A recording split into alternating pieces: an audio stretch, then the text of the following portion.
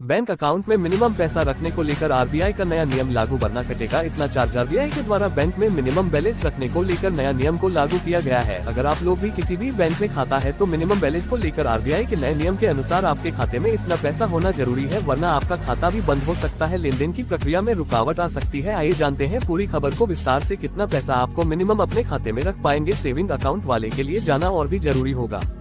Reserve bank of India खाते में minimum balance को लेकर 12 बदलाव किया है। अगर ग्राहक के बैंक अकाउंट इस्तेमाल नहीं कर रहे हैं तो आपको मिनिमम बैलेंस कितना देना होगा, वरना आपके साथ पेनल्टी भी लग सकता है। जो खाता निष्क्रिय हो चुके हम खातों में शामिल किए गए 2 साल से अधिक तक कोई भी ट्रांजैक्शन नहीं किया गया है, उन खातों को बैंक बंद किया जाएगा।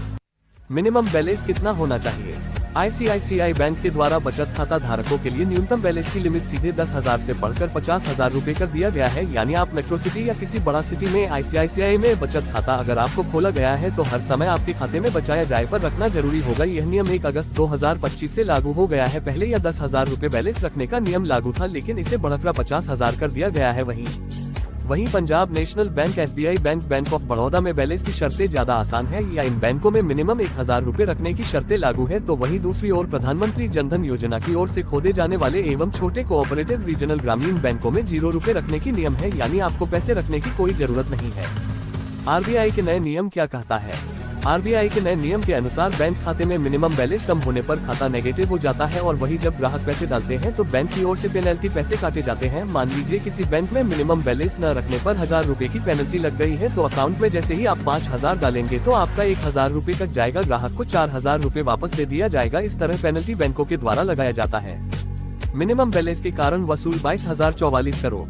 साल 2018 के बाद से बैंकों में गवर्नमेंट बैंक एवं प्राइवेट बैंक के खाते से मिनिमम बैलेंस नहीं होने के कारण एवं additional ATM charge, SMS service charge के नाम पर 2018 के बाद से 5 वर्षों में लगभग 3,587 करोड़ रुपए पेनल्टी के नाम पर वसूला गया है। सरकार की ओर से संसद में जानकारी दी है। 2018 के बाद बैंकों में मैनुअल बैलेंस नहीं मेंटेन करने वाले को 22,44.04 करोड़ की वसूली की है। वही एटीएम खाता में फिक्स फ्री ट्रांजैक्शन के अलावा 13 ट्रांजैक्शन करने पर 8,289.32 करोड़ रुपए की वसूली किया गया है। वही एसएमएस सर्विसेज उपलब्ध कराने की वजह से बैंकों के द्वारा 6,294 वसूली किया गया है।